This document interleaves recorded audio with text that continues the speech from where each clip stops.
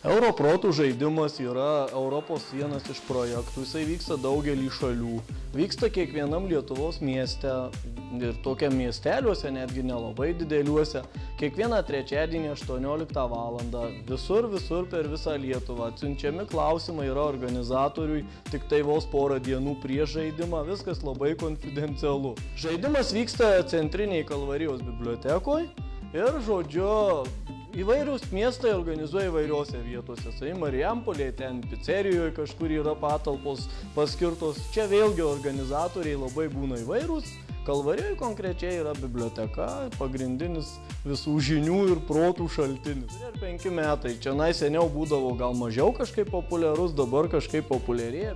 7 komandos susirinko. Tai čia yra rekordas, buvę berods 4 daugiausiai. Tai pakankamai nemažai komandos, apie 4-5 žmonės, tikrai nemažas būrys protingų žmonių susirenka.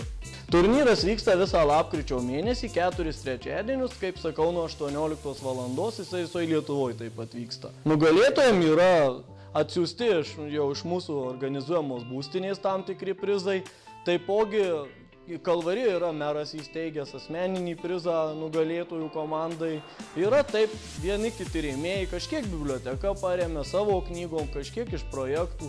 Žodžiu, prizai taip nėra kažkokie labai įspūdingi ar ten tolimos kelionės. Yra paskui finalistai, sakykime, vėl būna kviečiami į tolimesnius, ten kai būna jau tarp kelių miestų finalai, tai papildomi renginiai būna. Nu, ten aišku ir prizai jau rimtesni.